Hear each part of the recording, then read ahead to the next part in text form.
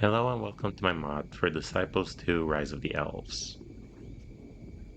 Before I can present to you its features, let me first tell you a bit about the series. As I've come to realize while making this mod that unless you're Eastern European, chances are you've never played a game in this series. Disciples is a series of turn-based strategy games where you control small parties of 4 to 6 characters where one of them is a mandatory leader unit.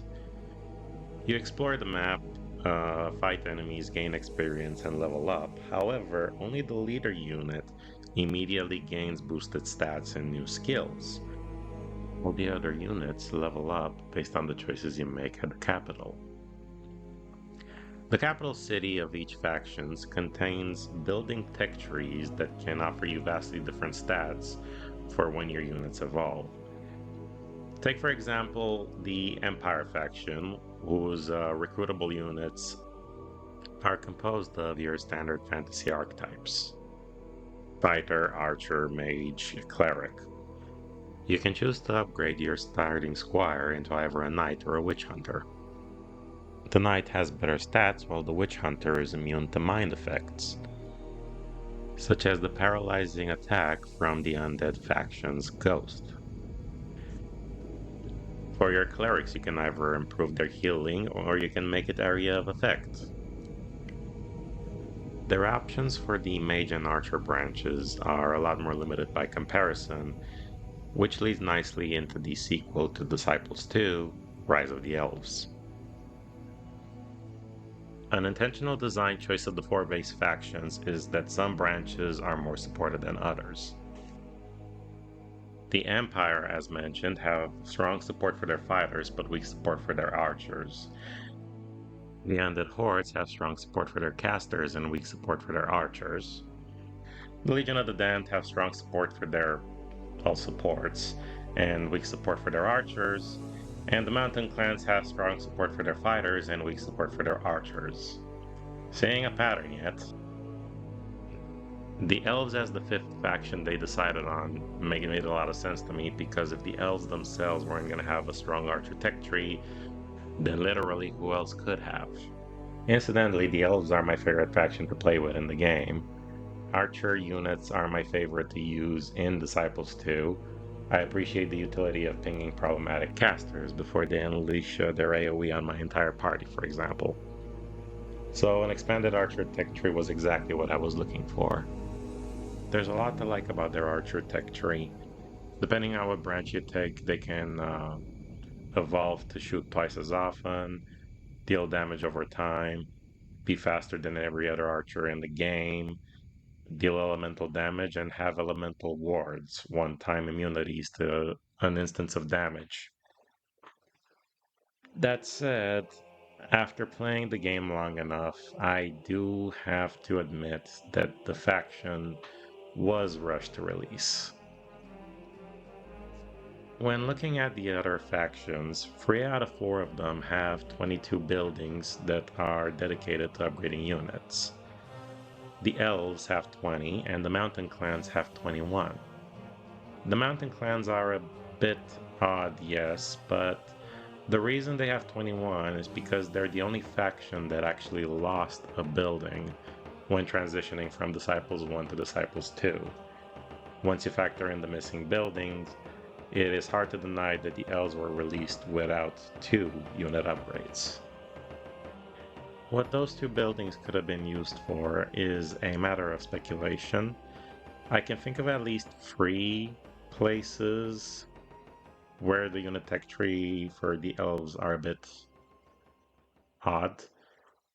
Their fighter branch has the Centaur Charger, the only branch in the game that caps at tier 2.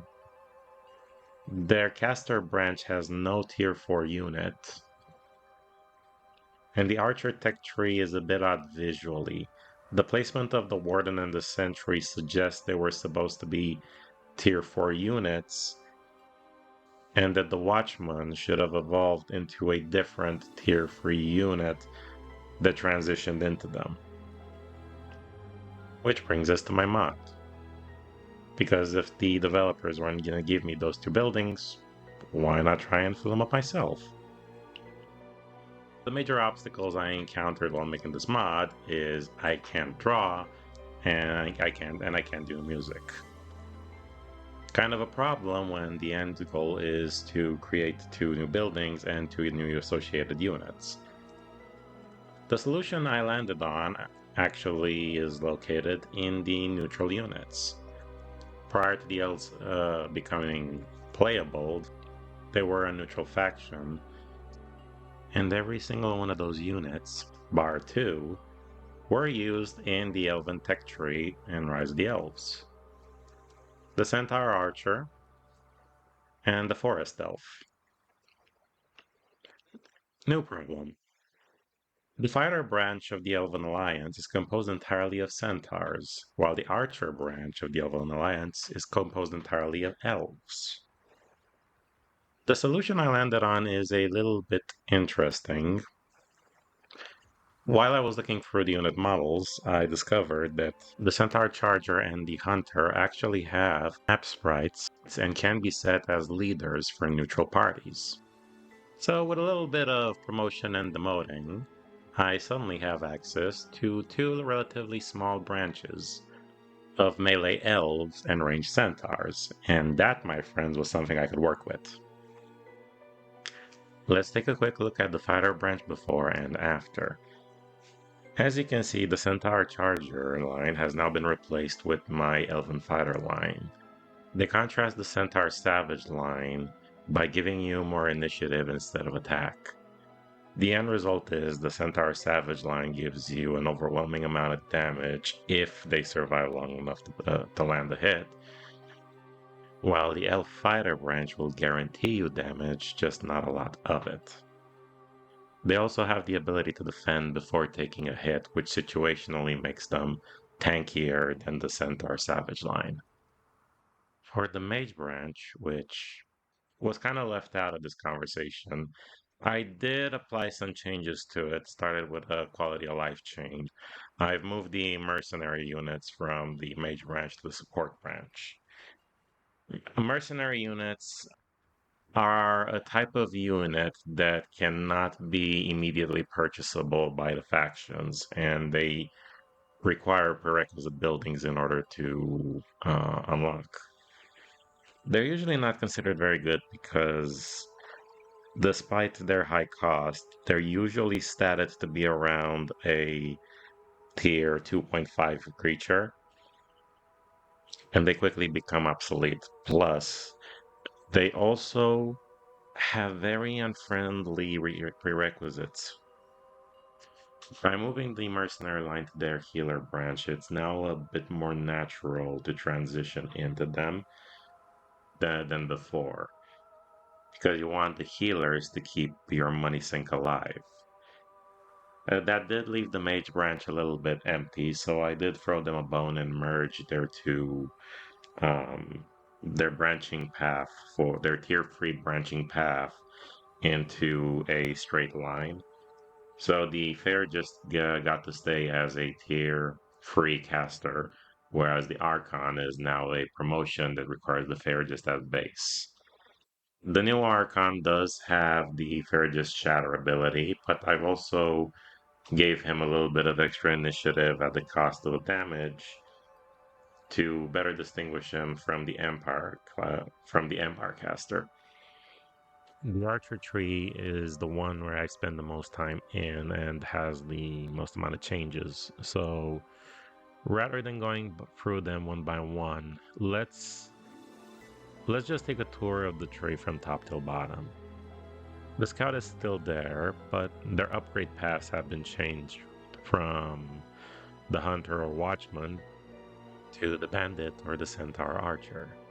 The centaur archer forms a small tier 3 branch that gives you tankier but slower archers compared to the rest of the tree. It also gives you access to poison damage. Previously, the Stinger had that particular ability. However, he's been not promoted, but assigned somewhere else, and as a result, that ability was free to distribute to somebody else. The bandit is simply a recolor of the old hunter and carries the same stats as it had before. Its upgrade paths includes the Stinger and the Watchman. The Stinger itself has the double shot ability, which is the signature ability of this branch back in the original game, as well as here. While the Watchman has been promoted from a Tier 2 to a Tier 3 unit, sporting better stats, while getting to keep its elemental damage and increased initiative. From here on out, the Stinger branch follows the normal path it had in the game. The Stinger upgrades into the Brigand, which upgrades into the Marauder. Those stats have remained untouched by me. The same cannot be said for the Watchman's upgrade paths, which are the Warden and the Sentry. The Warden and the Sentry now sports better stats to reflect the fact that they're tier 4. But where the Sentry got to keep its damage over time cold damage, the Warden has been given a new ability. The ability to reduce the attack stats of enemy unit attacks. This should hopefully make the choice between the two a bit more interesting than which element is more advantageous on the map. And that's basically it. I did have to make some other changes here and there. Some of the maps had to be updated, particularly with the starting units, in order for them to use my modded units instead of the original ones. I also had to create a custom campaign that's effectively a duplicate of the Elven campaign, but similarly replaces all of the original units, the original starting units with the modded ones. This should make for a smooth experience for everybody that wants to try out the mods on some of the more weird maps out there. You can find my mod on ModDB. It's uploaded there with several file options. I created a custom installer for them using Visual Studio because installers would have replaced the original files instead of created a backup of them, and my attempts to find an online tool that did that for me proved unsuccessful. If the installer sounds a little bit daunting and your firewall might be looking at it, giving it the funny eyes, I did include the base files as downloadable options themselves with some basic instructions on where to put them. Thank you to everybody who made it this far. This project ended up becoming a lot more complicated than I imagined for such an old game. The benefit of modding an old game is you don't have to worry about a future patch breaking your previous mod in half. It does, however, mean that the architecture that it uses is, if not unique, rarely used. So the tutorial guides on what and where to change are pretty limited. I'm not quite sure where I want to go from here. I have a couple of things in mind. A friend of mine is currently looking into modding StarCraft Brood War, but I don't have a strong concept for that. At any rate, that's future me's problem. Have a good day, and I'll see you next time.